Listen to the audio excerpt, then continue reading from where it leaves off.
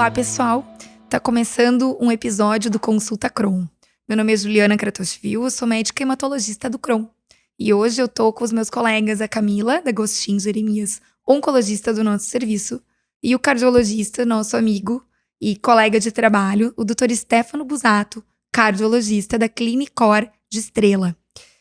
Então, a gente vem hoje aqui, Dr. Stefano, para conversar um pouco sobre as doenças cardiológicas nos pacientes da hemato, da onco, entre outros que nos procuram aqui no Crohn. E é tão relevante, né, Camila, que a gente saiba também orientar, como orientar e ter informações corretas e tirar as nossas dúvidas também. Então, primeira coisa, a gente queria agradecer a tua presença aqui no Consulta Crohn e saber um pouquinho da tua trajetória. Bom, boa tarde, obrigado pelo convite, Ju e Camila. Eu sou cardiologista, eu sou especialista em ecocardiografia e posteriormente aí eu fiz uma pós-graduação em cardio-oncologia, que é uma área que vem ganhando muito destaque, é uma área relativamente nova, que ela ainda não é uma área de atuação, mas mundo afora já existem diversos cardiologistas que se dedicam somente a executar essa área em hospitais grandes nos Estados Unidos. E isso está chegando no Brasil. Eu fiz essa pós-graduação e a gente vem realizando esse trabalho junto do Crohn para dar uma maior assistência a essas pacientes que têm algum tipo de câncer, seja N formas de cânceres, e executando tratamentos tanto como radioterapia, quimioterapia, e a gente vem percebendo que existe uma grande inter-relação desses tratamentos com a doença cardiovascular. Tá? Seja ela por doenças graves, como infarto, como coração grande e fraco, e até mesmo como um simples aumento de colesterol, uma hipertensão. Então isso é uma área relativamente nova, que tem muita importância, muito destaque. Por quê? Porque essas pacientes que são tratadas aqui no Crohn, elas ganham muita sobrevida. Só que depois que esse tratamento é feito, a gente tem que cuidar dessas pacientes para que elas consigam ainda viver muitos anos, né? E o cardiologista, ele faz parte atualmente desse tratamento oncológico. Essa é uma dúvida, né, Camila, que vem bastante no consultório, quando a gente está fazendo o primeiro atendimento do paciente com uma doença oncohematológica, a gente precisa solicitar uma série de exames para ver a extensão da doença, fazer cálculo de tratamento, previsão de doses, e dentre eles, um dos exames que a gente solicita é o ecocardiograma, para entender como está a função cardíaca do paciente e poder calcular direitinho essa proteção a longo prazo. E eles nos questionam, mais um exame, doutora Juliana? Já fizemos tomos, já fizemos PET-CT, laboratoriais, enfim, entre outros, inclusive até espirometria para o pulmão, muitas vezes. E então, de que forma eu poderia explicar para esse paciente a importância do ecocardio antes do tratamento?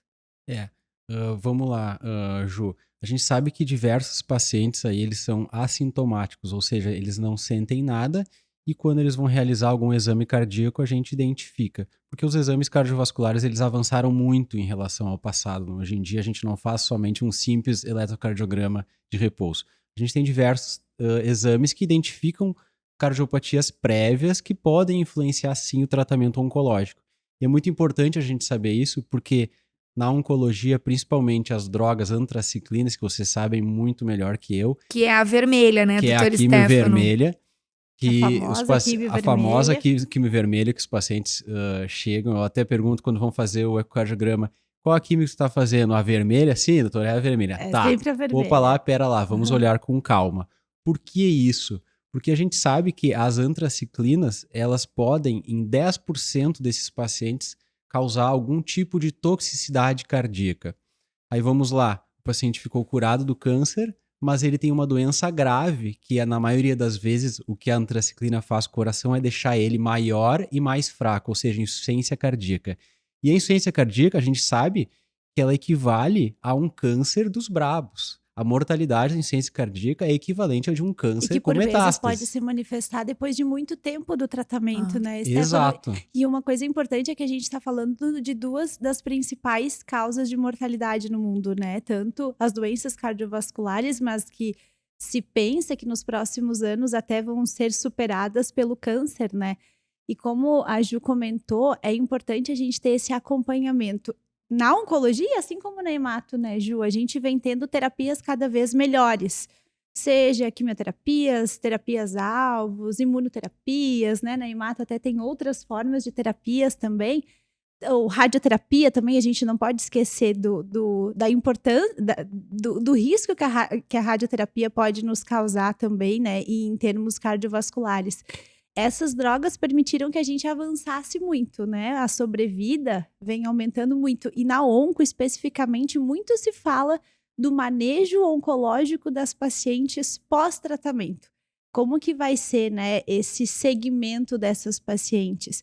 Então, o exame de ecocardio eu tenho por rotina solicitar para as minhas pacientes, todas elas que realizam tratamento com antraciclina, por inúmeros motivos. Seja porque, por vezes, elas já tenham alguma condição cardiovascular que possa ter um pior desfecho durante o tratamento, né? Como para também a gente ver esse acompanhamento delas, né? Então, é super importante a gente ter esse exame, inclusive de pacientes que, por vezes, tenham que retratar com antraciclina, porque a gente sabe, na Hemato até, né, Ju, a gente tem doses ainda mais altas de antraciclina, que por vezes nós usamos, na hematologia, né? sim, se usa antraciclina para os linfomas. Em E eles doses acabam altas, atingindo até a dose máxima já numa Isso, primeira a gente sabe que existe linha. uma dose segura de antraciclina. E a partir dali a gente talvez tenha um acréscimo muito maior nesse risco cardiovascular, né? E aí então a gente entra naquela balança. O quanto eu vou dar de antraciclina, principalmente nos tumores hematológicos, né? Exato. E o quanto eu posso causar de toxicidade cardíaca. A gente sabe que é a minoria das vezes que vai acontecer essa toxicidade cardíaca. Mas quando ela ocorre, ela é uma doença muito grave. Acontece até de a gente, às vezes, meio que conversar mais vezes, o hemato e o cardiologista de perto, né, doutor Stefano? Uns puxando pro coração e outros puxando pro tratamento hematológico.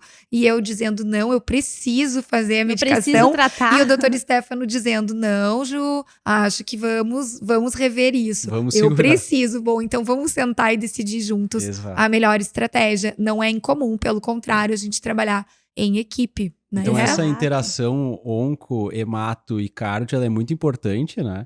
E principalmente porque a função do cardiologista não é, a gente não tá como o malvadão da história de dizer, pode parar a químio. Né? Como se eu fosse contraindicar. Não, a gente tá junto para tentar oferecer o melhor para o paciente.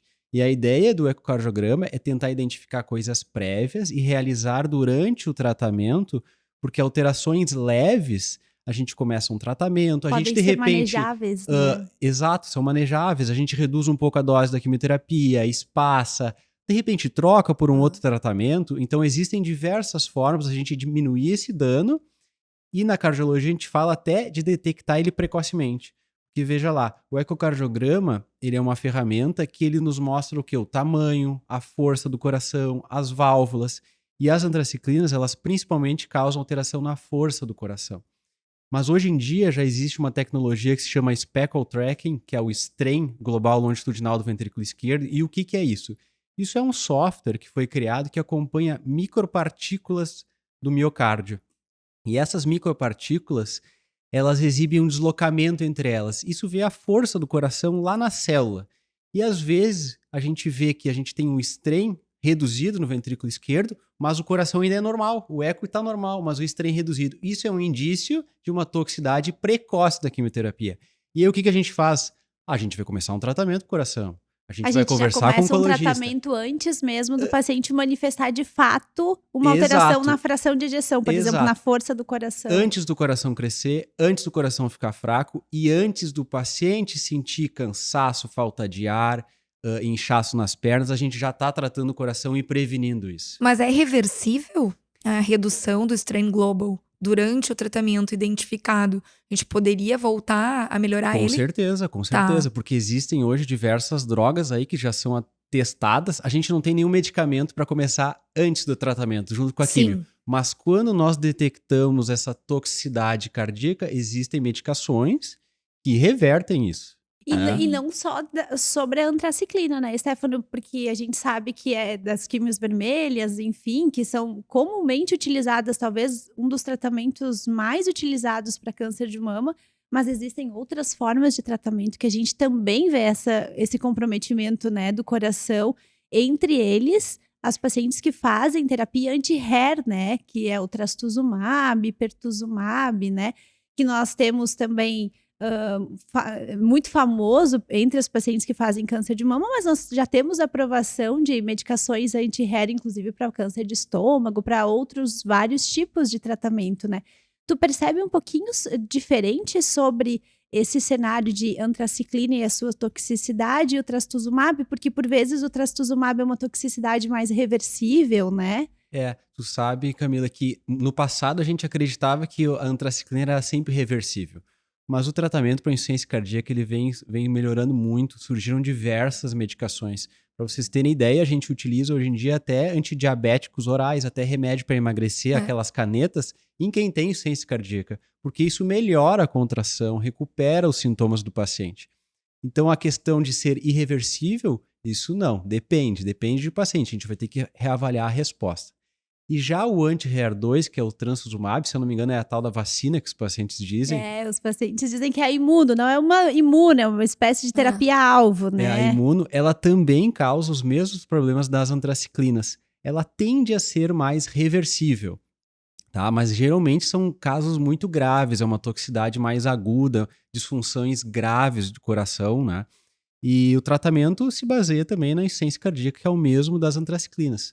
Só que o grande X aqui da questão é que a paciente ela faz antraciclina, aí depois ela começa o anti-HER2. E o grande ponto é que por vezes a antraciclina, eu sempre fico um pouco mais, apesar de menos pacientes idosos ou que já tem outras múltiplas comorbidades que a gente tem um receio em função da dose.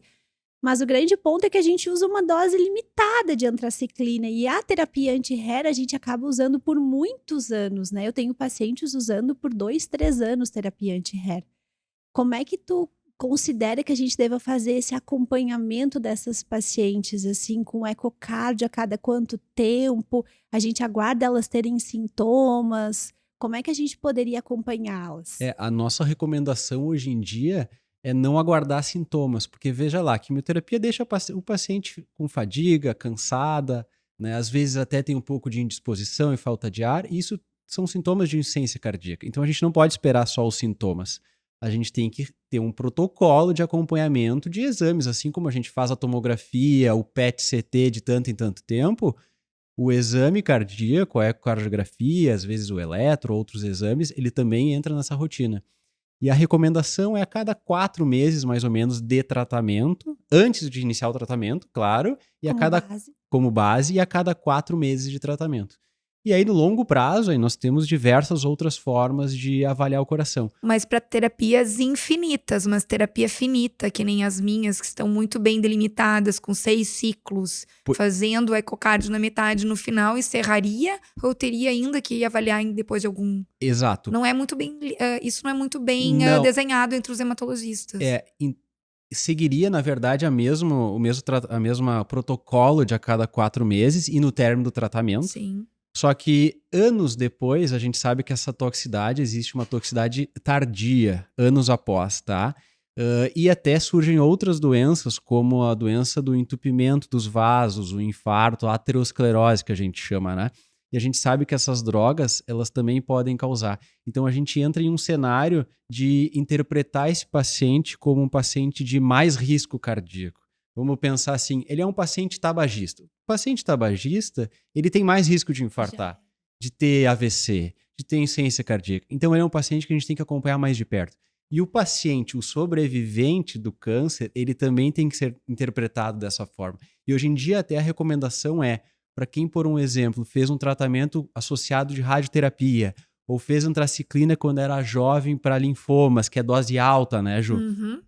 É rastrear esses pacientes com exames para avaliar entupimentos nas artérias do coração. Mesmo não sentindo nada, mesmo sem dor no peito, está indicado a gente fazer um ecoestresse, fazer uma tomografia das coronárias, porque esses pacientes muitas vezes são assintomáticos e têm lesões graves de aterosclerose cardíaca. Isquêmicas, né? Isso eu acho que eles fazem tipo uma isquemia silenciosa. Exato, junto, fazem uma isquemia piorando silenciosa. o risco de fazer essa toxicidade cardíaca tardia, né? Exato. A gente acaba acumulando terapias, né? Então, o paciente talvez irradiou, talvez faça antraciclina, faça uma terapia anti-HER, as mulheres usem daqui a pouco hormonioterapia, que também sabidamente pode causar disfunção, né? De triglicerídeos, colesterol, que também é importante, porque sem dúvida nenhuma, o câncer de mama, que é um dos tumores mais frequentes em todo o mundo, e esse subtipo específico do subtipo de câncer de mama hormonal é o mais comum, né? Depois a gente tem o do HER2, tem o subtipo triplo negativo,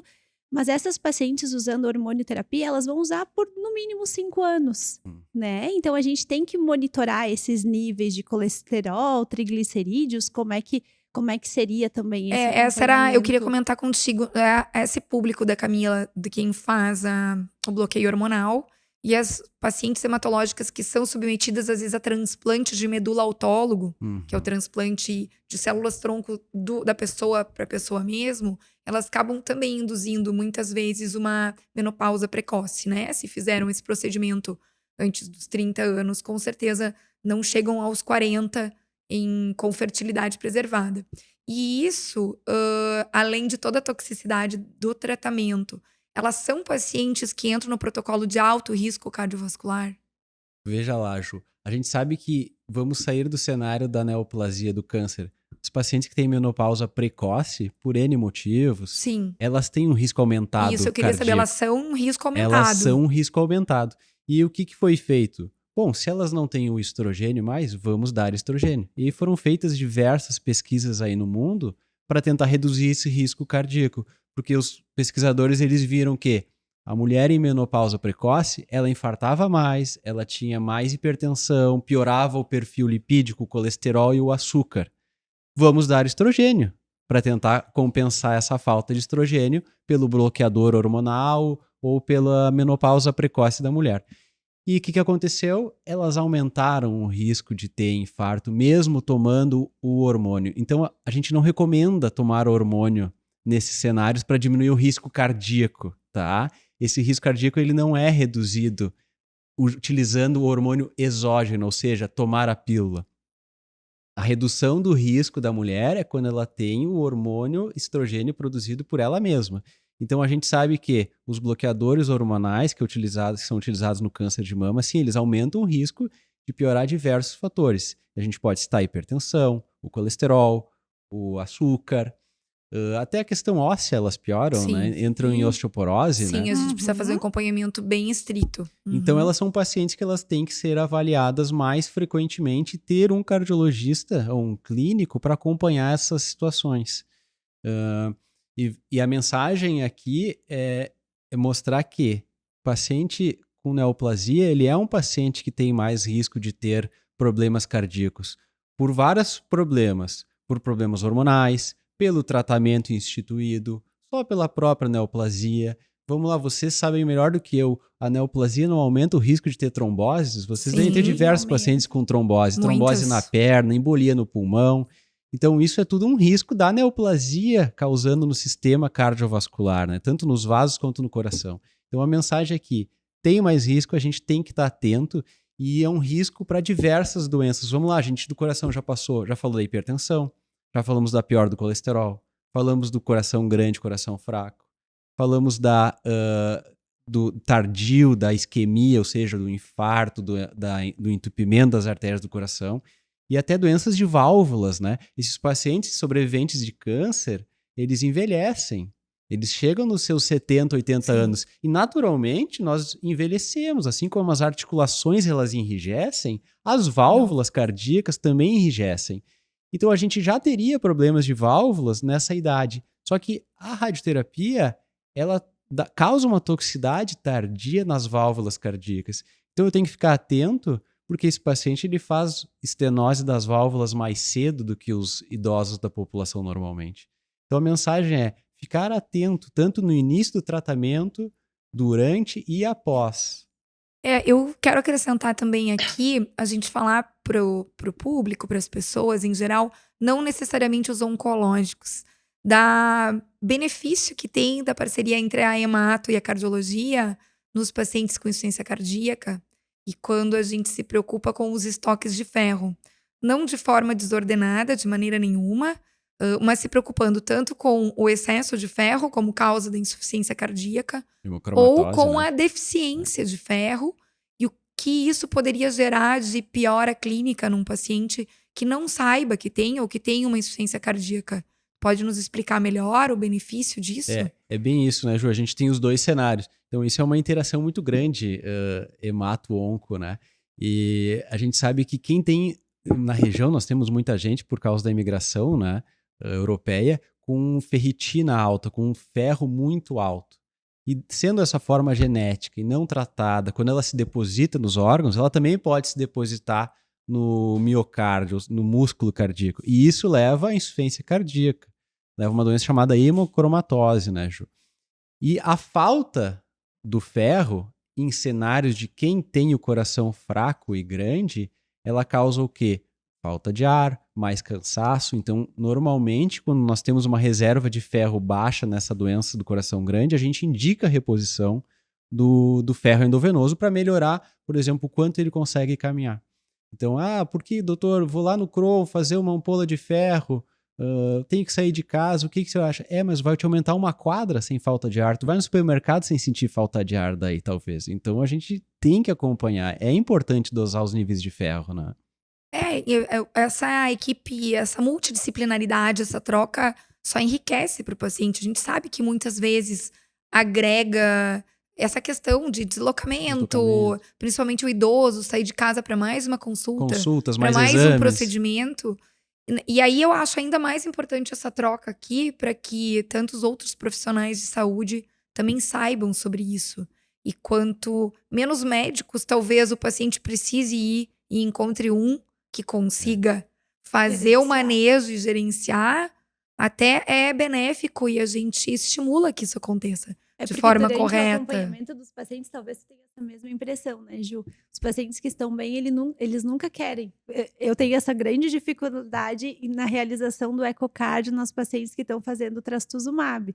Porque no início sempre se faz, antes de nós iniciarmos, durante as primeiras aplicações, e depois de anos, se não tem sintomas, elas não gostam de fazer.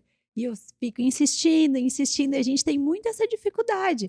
Então, não é só a questão da contratilidade cardíaca, é todo esse restante, né, dessa avaliação completa, glicemia, enfim, níveis de colesterol, tudo isso é importante. Isso envolve a educação do paciente, né? Educar a população, educar o paciente, falar com os familiares, né?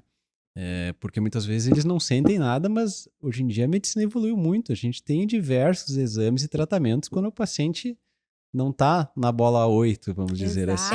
Isso também é uma dúvida que eles me trazem com frequência, e às vezes eu também. A gente não tá tão atualizado em todas as áreas, preconiza o estudo da nossa subespecialidade, sobre o rastreio de doenças isquêmicas, né?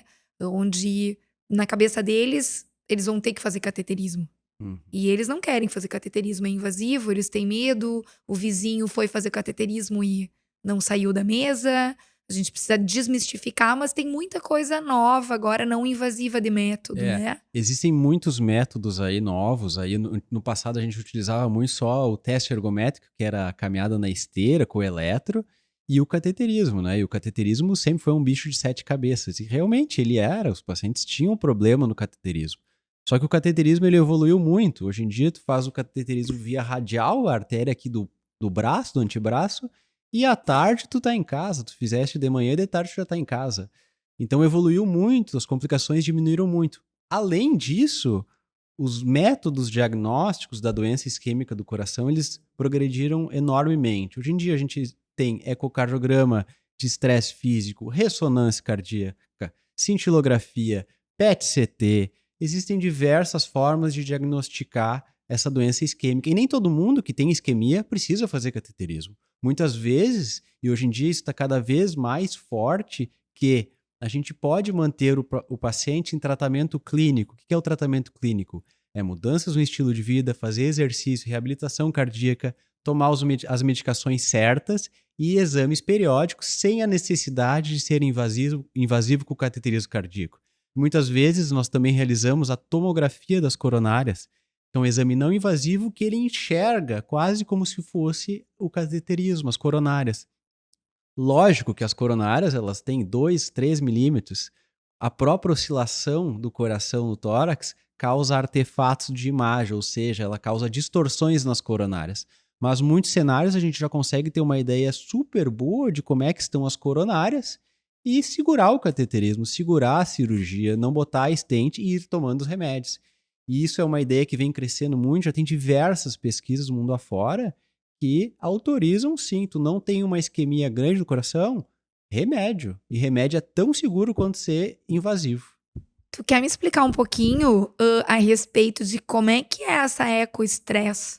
O que eu vou ter que fazer lá? Correr na tua esteira e parar pra você ver meu coração? Como é que funciona? Como é que funciona aí a avaliação de isquemia do coração, né? A gente tem que fazer o coração se estressar. Cansar. Porque se a gente tem algum entupimento, vai faltar o fluxo sanguíneo quando ele está trabalhando mais rápido. E a gente pode fazer isso acelerando o coração através de medicações, que aceleram o coração, tanto na cintilografia, no eco de estresse, na ressonância, como a pessoa própria acelerar seu coração, fazendo um esforço. Pode pedalar numa bicicleta, pode fazer uma esteira, e aí a gente utiliza algum método de imagem para avaliar esse coração no esforço.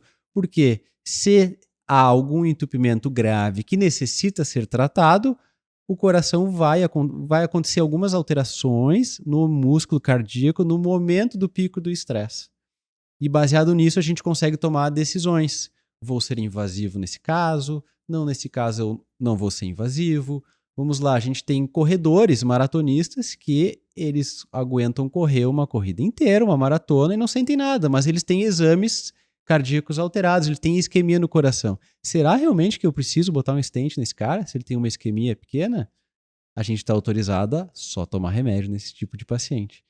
Então, a cardiologia diagnóstica, ela evoluiu muito. A invasiva também. Hoje em dia a gente consegue trocar todas as válvulas por catéter, ou seja, funcionar uma artéria da perna, conseguimos subir a válvula por dentro dos vasos e trocar, seja a válvula. A gente tem 4 válvulas do coração: pulmonar, mitral, aórtica e tricúspide. Determinados casos, situações específicas, a gente consegue trocar sem cortes. Então a gente vem evoluindo muito. E a parte diagnóstica de isquemia também. Legal. A gente tem reforçado bastante aqui no Crohn a vacinação para pneumo, principalmente entre os acima de 50 anos ou até mais jovens em tratamento, e para os idosos, fazendo todo um trabalho com uma adesão bem interessante, né, na prevenção para formas graves de pneumonia. Isso dá impacto também na cardiologia? Muito, muito. As vacinas, elas fazem parte da consulta de rotina cardiológica, né? E não só a vacina... Para nós também agora. Até pelo nicho de pacientes, né, que vocês acabam atendendo de uma forma geral, né? Muitos tabagistas também, né? E vamos lá, muitas vezes nós temos um paciente que ele está totalmente compensado do coração, seja lá qual doença ele tiver, do coração grande, o entupimento, hipertensão, ele está super bem em casa. Mas aí chegou o inverno e ele pegou a tal da pneumonia. E o que acontece? Descompensa a doença cardíaca dele. Ele precisa de uma demanda maior, Exato, né? E aí ele acaba internando. E isso aumenta muito a chance de desfechos ruins, como morte, como um novo infarto. Então, a vacina da pneumonia, isso já foi testado, que diminui a chance de morte relacionada à pneumonia, diminui novos infartos. E não só a vacina da pneumonia, né? Os outros também, né? A vacina da gripe também, né? Influenza. Que tem muita gente que não gosta de fazer, mas a vacina da gripe, ela não te diminui a chance de pegar a gripe, o resfriado que a gente fica em casa, ela diminui a chance de tu internares na UTI, ser entubado. Exato, e para o nosso grupo de pacientes, é muito né, importante. Ju, muito importante. A gente reforça, Estamos fazendo bastante essa... muito em consulta sobre a importância de que os pacientes se vacinem, né? A nossa equipe multiprofissional aqui também tem reforçado bastante sobre, pacientes. Principalmente os pré-tratamento, mas durante o acompanhamento, no follow-up também. Algumas vacinas a gente evita fazer durante os nossos tratamentos, mas da gripe, por exemplo, da influenza, a gente está autorizado, né? Então, isso é importante que os pacientes de fato façam, né? E a gente tem que interpretar isso. Por que a gente recomenda essas vacinas? Porque o paciente oncológico e o paciente cardiológico, ele é um paciente mais debilitado e que apresenta uma imunidade, ou seja, as defesas do corpo alteradas. Mesmo que tu vá lá e faça o exame de sangue, os meus leucócitos, as minhas defesas, células brancas estão normais, mas isso não quer dizer que realmente... Não funcionam direito, né? Exato, eles não funcionam bem, né, Ju?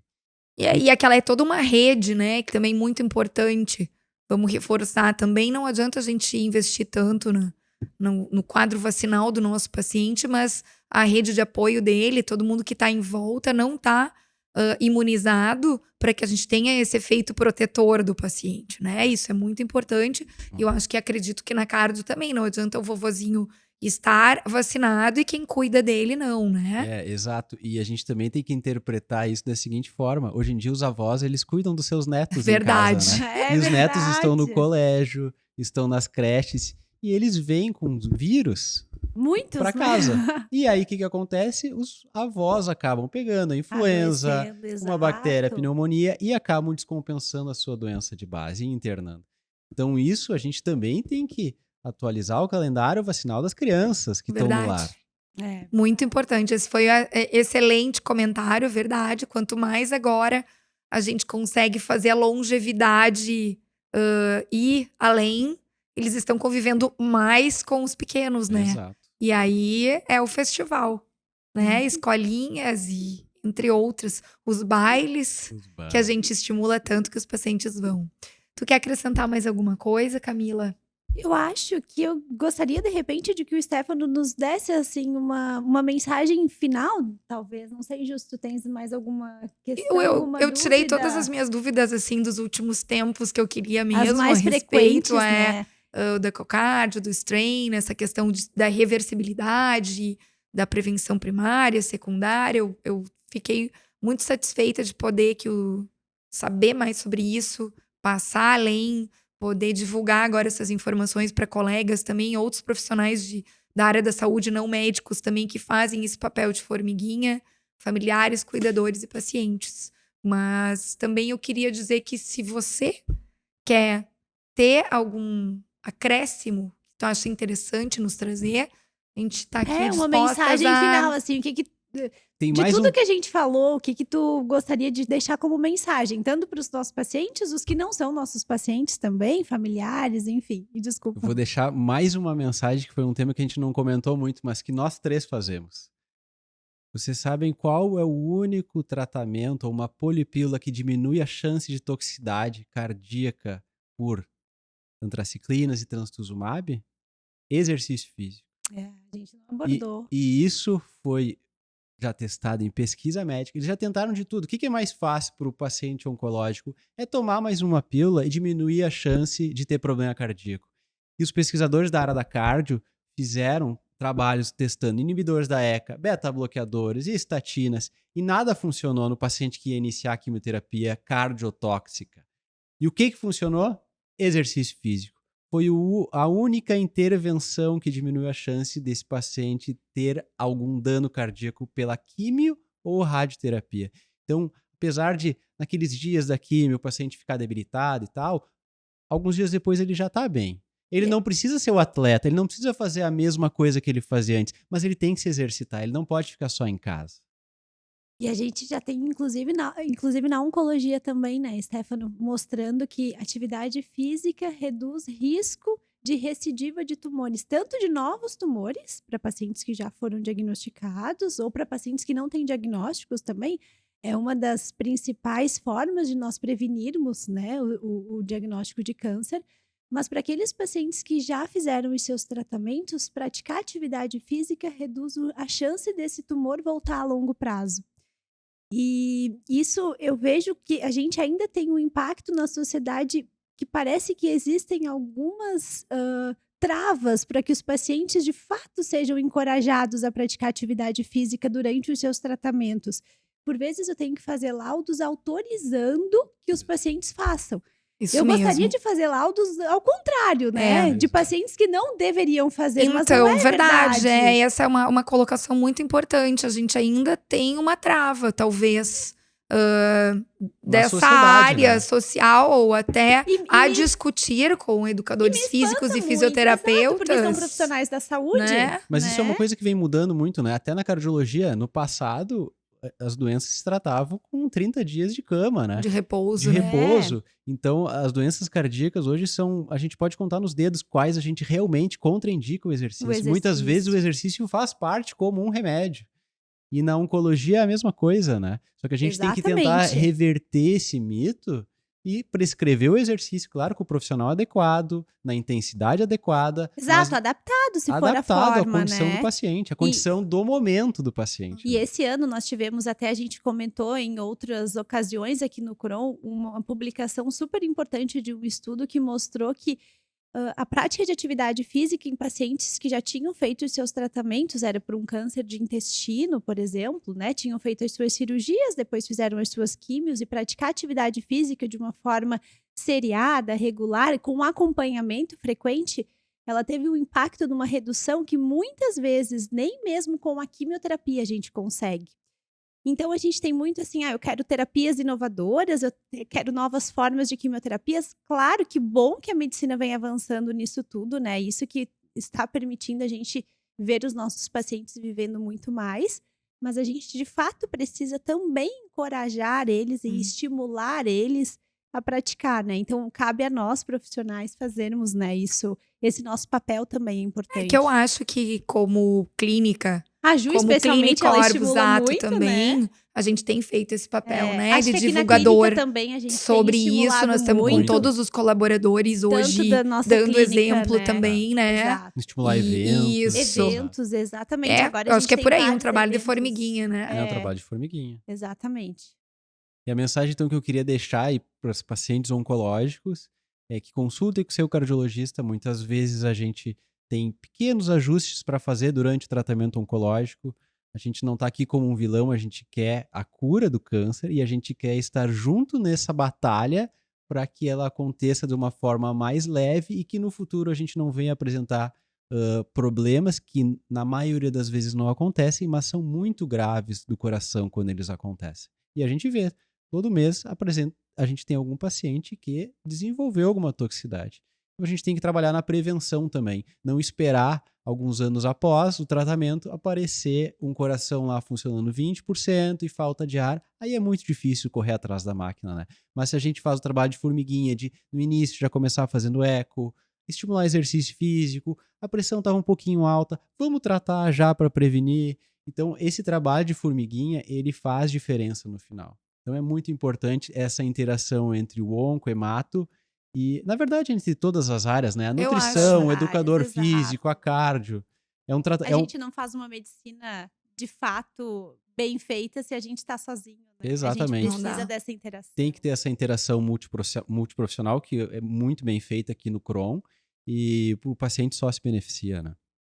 Então tá, eu fiquei muito satisfeita dos meus Eu também, aprendizados Ju, cardiológicos muito. hoje. Trastuzumab. Agora eu já sei até o trastuzumab. Ó, no meu Até o R1, nome. porque tu sabe que ela tirou uma licença maternidade e A eu Ju ficou fui a responsável. R1 da oncologia do Crohn, da minha preceptora. Aí quando ela voltou em janeiro, acho que foi, eu disse, olha, tem uma coisa pra te dizer. Não sei se tu vai ter todos os Eu ia pacientes falar, de ainda bem que eu não volta, demorei tanto porque eu tempo tô pra ótima voltar. oncologista. Agora eu já sei até trastuzumab. Olha E o que só. que eu tenho que pedir? E tu te cuida também do teu eco. Daqui um dia sai um Brincadeiras, Pocus, né? um O Eco à Winston beira-leite. top de como fazer, né? Como é o nome daquilo? O Pocus, Eco à beira-leite. É isso aí. Eu queria agradecer, então, a presença do Dr. Stefano aqui conosco no Consulta Crohn e dizer para vocês que se esse conteúdo foi relevante, se vocês gostaram, se inscrevam no canal, que a gente vai estar compartilhando esse tipo de conhecimento todas as semanas, esses bate-papos com os especialistas, tirando dúvidas nossas e de quem nos segue aqui no nosso canal.